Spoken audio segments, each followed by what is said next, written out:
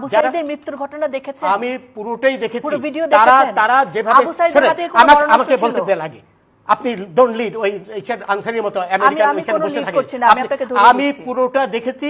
তারা যেভাবে সশস্ত্র হয়ে আক্রমণ করেছে, সেখানে পুলিশের অবশ্যই দায়িত্ব ছিল সেই সশস্ত্র আক্রমণ রোধ করার, বুঝলেন? এটা পুলিশের আইনি দায়িত্ব। আমাদের পেনাল কোড বলেন, আমাদের সিআরপিসি বলেন, সেই পুলিশকে সেই ক্ষমতা দিয়েছে, কারণ পুলিশের দায়িত্ব, অন্যতম দায়িত্ব হচ্ছে শান্তি রক্ষা করা। হাতে অস্ত্র ছিল? অবশ্যই ছিল। আমি কি অন্ধ মানুষ? তার হাতে লাঠি ছোটা ছিল, আমি নিজে দেখেছি। লাঠি দিয়ে সে মেরে আপনি শুনেন, আপনি তো একা দেখেননি নাকি? আরো অনেকেই দেখেছে। সেটাই বলছি, আমিও দেখেছি। আমি দেখেছি যে অবস্থা। কথা শুনে মনে হচ্ছে না শুনেন, ডোন্ট প্লিজ এই ধরনের রাবিশ কথা বলবেন না আমার সাথে রাবিশ কথা বলবেন না। আমিও দেখেছি। উত্তেজিত হবে আপনি আমাকে উত্তেজিত করছেন। আপনি তো তাদেরই পক্ষের লোক বলে মনে হচ্ছে। আমি অবশ্যই আপনি তাদের পক্ষে কথা বলেন। শোনেন, এই যে সবুজ মিয়া মারা গেল ছাত্রলীগের, তাকে কে মারলো? সেটা তদন্ত হবে না? তদন্ত হবে তো, ওইটা সাইদেরও তো তদন্ত হবে, সবই তো তদন্ত হবে। দেখা যাচ্ছে, আমি তো দেখেছি। আপনি আমাকে বোঝানোর চেষ্টা করছেন যে আমি দেখিনি নাকি? এই ধরনের রাবিশ কথা আমার সাথে বলবেন না। রাবিশ কথা বলবেন না। আমি কিচ্ছু রাবিশ বলছি না। অবশ্যই রাবিশ কথা বলছেন না। অবশ্যই রাবিশ কথা বলছেন। আপনি ওদের পক্ষে হয়ে কথা বলছেন। আমি কারোর পক্ষে কিছু বলছি না। স্পষ্টভাবে ওদের পক্ষে হয়ে কথা বলছেন। আমি নিরপেক্ষ কথা আপনি ওটাও নিরপেক্ষ নন।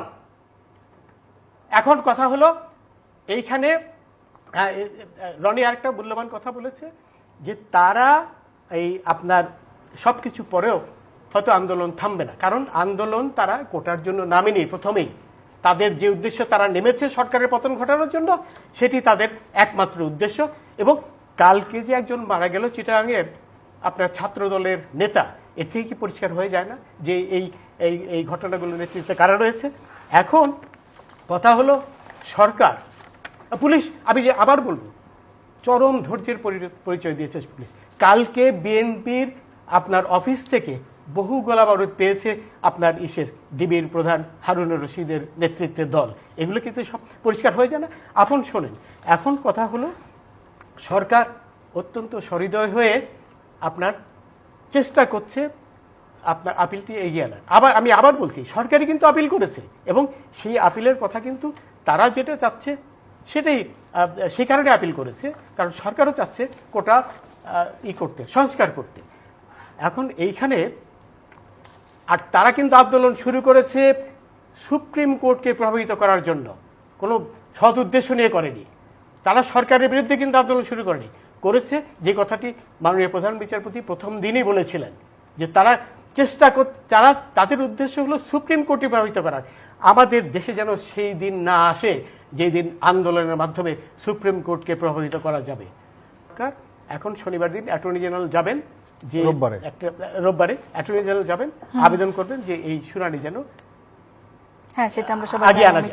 এখন এরপরে আমাকে বলতে দেন আগে, এরপরে আপনার প্রশ্ন করেছেন, এটা জবাব নেন, তারপরে আপনার প্রশ্ন, আমার প্রশ্নের উত্তর পাননি, অথবা আমার প্রশ্নের উত্তর বোঝার মতো মেধা আপনার নেই। আচ্ছা, এখন কথা হলো, হাসবেন না প্লিজ, ডোন্ট লাফ এট মি। আচ্ছা, এখন কথা হলো যে সুপ্রিম কোর্ট কি রায় দেবে সেটা তো আমরা বলতে পারি না, কারণ সুপ্রিম কোর্ট নিশ্চিতভাবে ব্ল্যাকমেইলড হবে না। সুপ্রিম কোর্ট নিশ্চয়ই এদের আপনার সশস্ত্র আন্দোলনের মুখে নতি স্বীকার করবে না। যদি করে তো সেদিন হবে আমাদের আমাদের মৃত্যু ঘণ্টা বাজার অবস্থা হবে। নিশ্চয়ই সেটা করবে না। সুপ্রিম কোর্ট কি রায় দেবে সেটা আমরা জানি না, কিন্তু সেই রায় তো মানতে হবে সবাইকে। প্রধানমন্ত্রীকে মানতে হবে, রাষ্ট্রপতিকে মানতে হবে, সবাইকে মানতে হবে।